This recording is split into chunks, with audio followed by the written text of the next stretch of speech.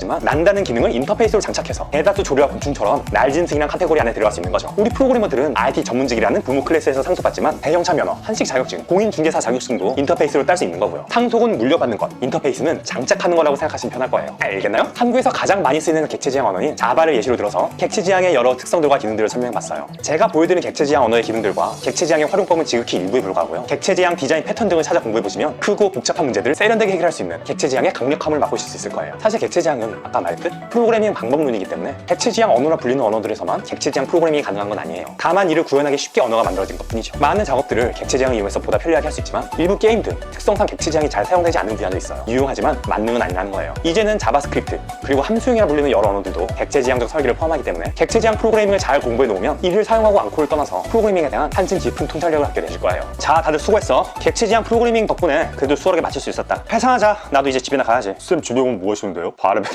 하시고요. 운동장 청소도 시켜달라고? 편의시간 선생님! 간사한 놈들. 됐고 시청자분들한테도 인사들 하고 가. 자, 회장 넷! 여러분 모두 축하하세요.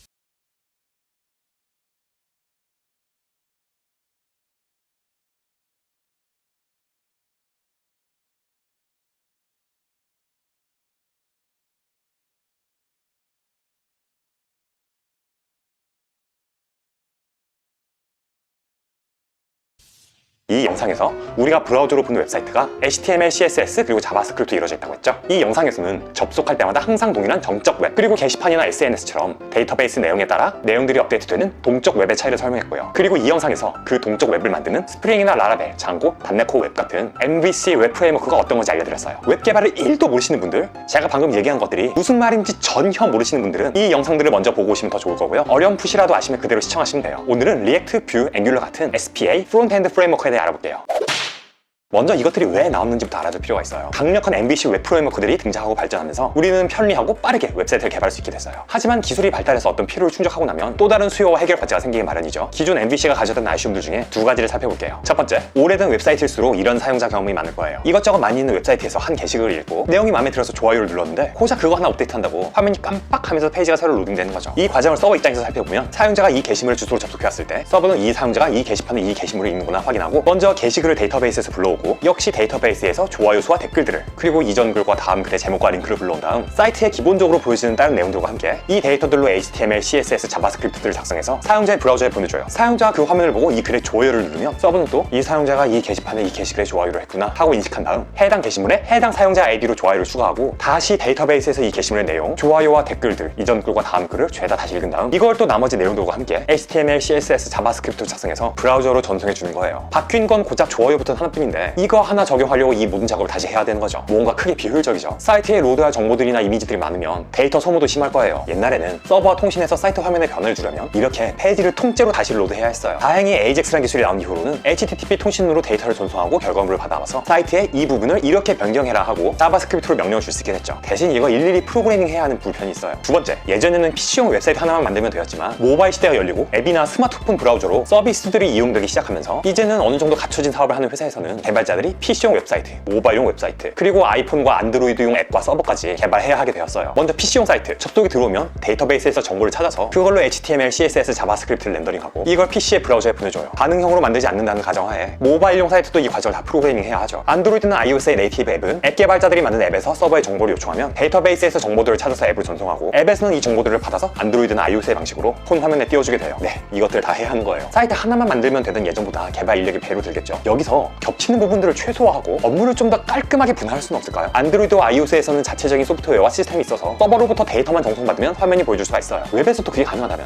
즉 서버가 데이터만 보내줘도 그걸 브라우저에서 HTML, CSS, 자바스크립트로 렌더링 해낼 수 있다면 이제 서버는 어디에서 요청이 들어오든 동일한 작업을 수행해서 데이터를 전송하면 될 거예요. 서버 개발자가 이 일에만 집중할 수 있게 되는 거죠. 웹사이트 개발을 이렇게 사용자의 컴퓨터에서 돌아가는 프론트엔드와 서버에서 돌아가는 백엔드로 분리하는 거예요. 브라우저에서도 동작하는 이 자바스크립트라는 언어로 강력한 라이브러리나 프레임워크를 만들면 가능하지 않을까요? 바로 그게 앵귤러나 리액트, 뷰 같은 SPA 프레임워크예요. 이 영상에서 정적 웹은 진열된 웹페이지를 들고 가는 편의점, 또 동적 웹은 그때그때 웹페이지를 요리해주는 식당에 비유했죠. SPA, 싱글 페이지 어플리케이션은 종업원들이 고기와 쌈재료를 가져다 주면 손님이 직접 불판에 구워먹는 고깃집이라고 생각하시면 돼요. 서버는 정적 웹처럼 HTML, CSS, 자바스크립트로 된 코드들을 브라우저에 전송해줘요. 여기에 포함된 자바스크립트 코드는 기동차 기능을 수행하는데요. 주어진 데이터에 따라 HTML 웹페이지를 렌더링해내는 거예요. 기존의 동적 웹에서 서버가 하던 일을 이제는 사용자의 컴퓨터에서 브라우저가 해내는 거죠. SPA는 서버에서 데이터를 받아와야 할 때마다 요청을 보내서 반환된 데이터로 사이트 내용을 갱신해요. 이렇게 되면 사이트에서 뭘 할 때마다 새로 접속하지 않고 한번 로드된 화면에서 많은 기능을 수행할 수 있겠죠. 그래서 싱글 페이지 어플리케이션에 불리는 거예요. 코드를 살펴보기로 하죠. 앵귤러와 리액트, 뷰는 방식들은 다르지만 기본 아이디어와 원리는 유사해요. 비교적 쉬운 뷰로 예제를 보고 나면 앵귤러나 리액트를 접해도 쉽게 감이 잡히실 거예요. MBC 영상에서 단넷코어로 만들어진 이 웹사이트를 뷰를 사용해서 새로 짠 코드예요. 오른쪽이 결과고요. 중요한 건 이 코드가 서버가 아니라 브라우저, 즉 사용자의 컴퓨터에서 돌아간다는 거예요. 상단에는 HTML 형식의 템플릿 코드가 있죠. 그 아래는 자바스크립트 코드가 들어가는 부분이 있고 하단의 CSS 부분은 다른 파일에 분리했어요. 상세 페이지도 분량은 다르지만 같은 구조예요. 이 두 화면 모두 이 index.html 파일을 통해 화면에 나타나게 돼요. 이 코드들로 렌더링한 결과물들이 이 DRE 요소 내에 들어가는 거예요. 코드를 자세히 살펴볼까요? 데이터란 영역 안에 페이지 타이틀이라는 변수가 있죠. 템플릿의 이 부분에 페이지 타이틀의 값이 들어가요. 이 값을 이렇게 변경하면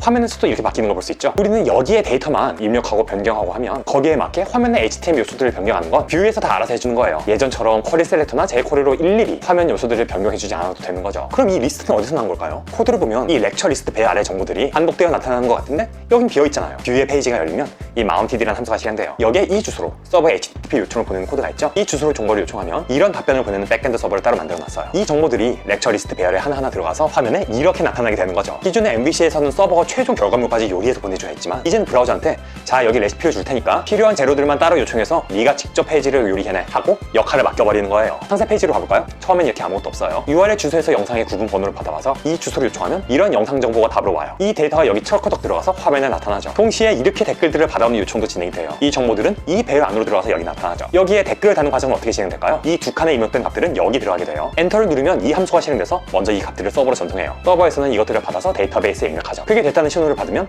페이지는 댓글들만 새로 받아오고 이 두 입력칸을 도로 비워놓아요. 댓글을 달아볼까요?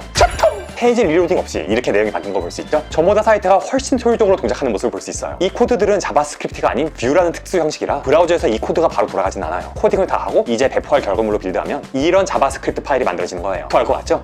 이 코드들이 브라우저가 읽을 수 있는 형식으로 변환된 거라고 생각하시면 돼요. 이걸 HTML, CSS 파일들과 패키징해서 서버에 진열하면 되는 거예요. 브라우저는 이 진열된 묶음을 받아간 다음 이 레시피대로 데이터들을 요청하고 화면에 렌더링해서 모니터에 띄워주게 되는 거죠. 알겠나요? 에반 유라는 개인이 만드는 뷰는 보여드린 것처럼 코드가 깔끔하고 배우기 쉽다는 특성 때문에 다른 둘에 비해 후발주자임에도 불구하고 빠른 속도로 성장하고 있어요. 리액트는 페이스북에서 만들었는데 막강 커뮤니티와 자유들을 갖추고 있죠. 다른 설계들에 잘 녹아들기 때문에 유연성을 요하는 서비스들에 권장돼요. 구글에서 만든 앵귤러는 타입스크립트라는 자바스크립트를 보완한 언어로 매우 안정적이고 탄탄한 프론트엔드 앱을 만들 수가 있어요. 대신 상대적으로 무겁고 배우기 어렵다는 단점이 있죠. 앵귤러는 프레임워크의 구조가 뚜렷하다면 나머지 둘, 특히 리액트는 라이브러리의 특성을 감지하는 차이도 있죠. 뭐든 여러분의 필요나 취향에 따라 선택해서 배워보시면 나머지도 금방 익히실 수 있을 거예요. 데이터를 보내주고 입력받는 백엔드 서버에 대해서도 추후 준비하는 영상에서 알려드리도록 할게요. 잘못되었거나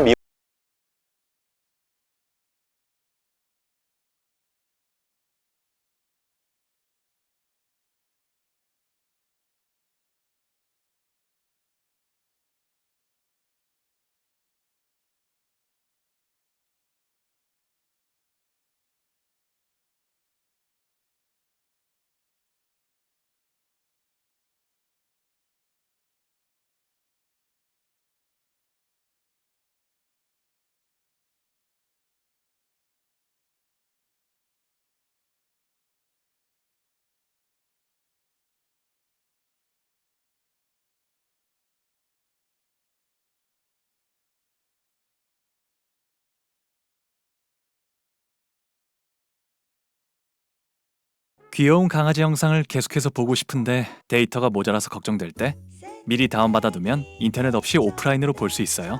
2개월 무료 체험하세요. 계속 항해고고가 어떻게 해야 더 잘 돌아갈지를 항상 고민하고 있는 것 같아요. 피드백을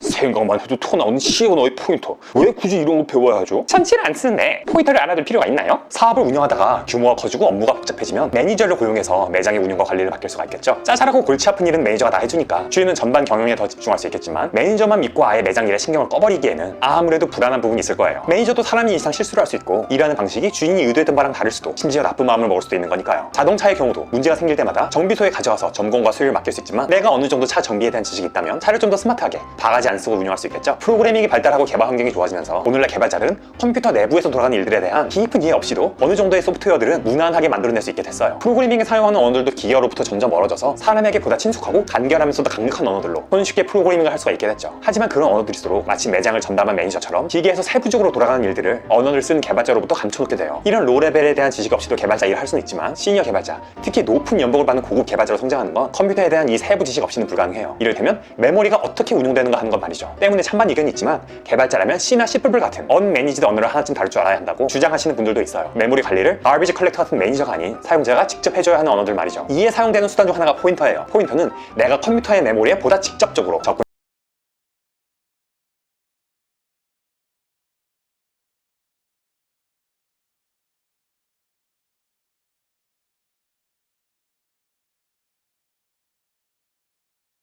에서 이를 제어할 수 있도록 해주는 도구. 비유하자면 기다나 집게 같은 거라고 보시면 돼요. 메모리를 관리해주는 고랭이나 러스트 같은 언어들도 사용자가 이를 직접 할 수도 있도록 포인터 기능을 오픈해서 제공해요. C를 배우는 중이라면 말할 것도 없지만 자바나 파이썬처럼 포인터가 없는 언어부터 배우시는 분들도 C 언어의 포인터가 무엇이고 또 어떻게 동작하는지 이 영상을 통해 얄팍하게나마 알아두고 나면 컴퓨터를 알아가는데 분명 도움이 될 거예요.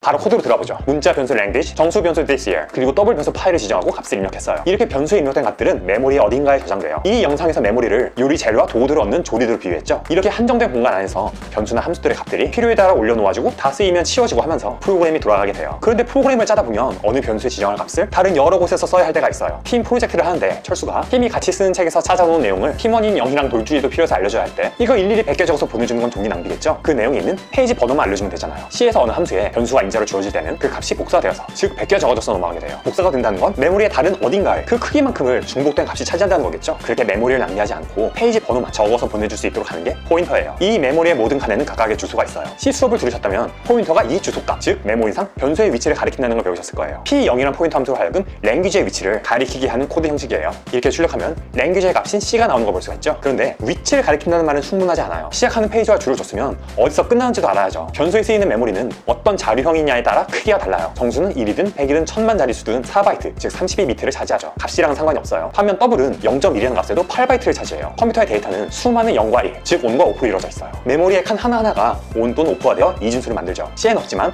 true and false를 나타내는 참 거짓 자료형은 실제로는 기계마다 다르지만 이론적으로는 칸 하나, 즉 1비트면 충분하겠죠. 온, 오프, 홀짝이니까요. 요일이라는 자료형이 있다고 쳐요. 1, 월, 화, 수, 목, 금, 토 7가지 합치겠죠. 2에 3승이 8이니까 칸 3개면 충분히 나타낼 수 있네요. 칸 3개의 조합으로 어떤 요일인지를 나타내기 때문에 월요일이든 목요일이든 요일 변수는 3비트를 차지하게 되는 거예요. 포인터를 지정할 때 이렇게 자료형도 굳이 연기하는 건 바로 이 때문이에요. 이 포인터가 가리키는 건 인테저니까 이 주소로부터 4바이트, 즉 32개 비트들을 읽어내라는 이야기죠. X를 바라보도록 한 P1이 가리키는 값을 출력해보죠. X에 넣은 대로 1이 나오네요. X의 값을 증가시키면 예상대로 2가 나오고요. 그럼 포인터의 값을 증가시키면 어떻게 될까요? 포인터의 정수값을 더하면 자료형의 크기 곱하기 그 값만큼 오른쪽으로 이동하게 돼요. X 다음에 Y를 지정했으니까 이렇게 포인터에 1을 더해서 오른쪽으로 옮기면 이 Y 값이 출력되지 않을까요? 왜 그걸 전혀 엉뚱한 값이 나와버렸네요. 우리의 기대와는 달리 변수들은 프로그래머가 지정하는 대로 예측 가능한 곳에 나란히 배열되지 않아요. M1 포인터만 메모리랑 우주에서 미아가 돼버렸네요. 포인터야 진정으로 다시 왼쪽으로 한 발짝. 자, 제자를 찾았죠. 정비사에게 맡길 일을 자동차에 대한 지식 없이 시도했다가 차를 망가뜨릴 수 있는 것처럼 포인터도 정확히 알고 사용하지 않으면 이런 오류가 날 수 있어요. 그럼 값들이 나란히 연속으로 배열되는 때는 언제일까요? 맞아요. 배열을 사용해서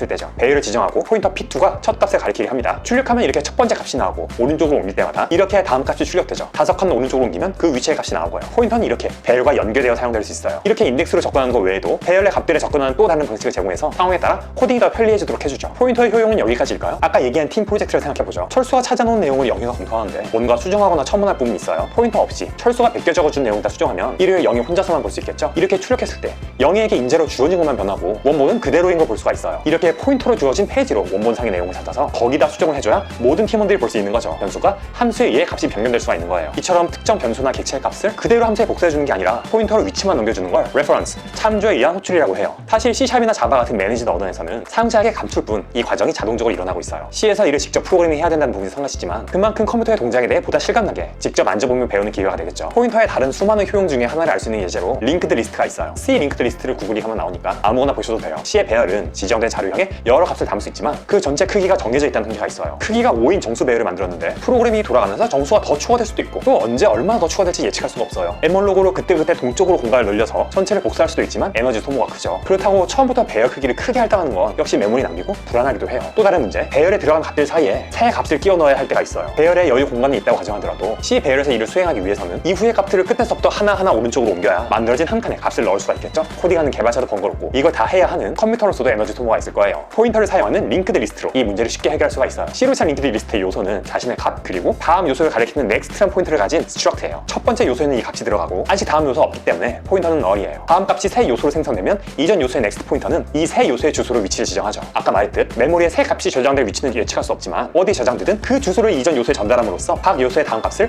어디에서 찾으면 될지 알 수 있는 거예요. 이렇게 요소들이 추가될 때마다 이전의 마지막 요소들의 새 요소만 연결해주면 되는 거죠. 마치 비상연락망처럼 시작하는 요소나 그 위치만 알고 있으면 요소들을 하나하나 거쳐서 리스트 전체에 접근할 수 있겠죠. 기똥차지 않나요? 중간에 값을 추가하는 것도 간단해요. 추가할 위치 이전 요소의 넥스트가 새 요소를 바라보도록 변경하고 새 요소는 이전 요소의 넥스트가 바라보던 다음 요소를 넥스트가 가리키도록 하면 되는 거죠. 알겠나요? 코드를 살펴보신 분들은 이걸 좀 더 업그레이드해서 앞으로뿐만 아니라 뒤로도 이동할 수 있는 더블 링크드 리스트, 시작과 끝이 없이 빙빙 순회하는 서큘러 링크드 리스트도 직접 연습 삼아 짜보시면 재밌을 거예요. 자료 구조 배울 때 억지로 하는 것보다는요. 이렇게 원리를 이해하고 나서도 막상 사용하려면 머리 아픈 게 포인터예요. 지식을 넘어서 연습으로 쌓이는 내용이 필요한 영역인 거죠. 포인터로 고생하시는 분들의 건투를 빕니다. 잘못되었거나 부족한 부분은 댓글로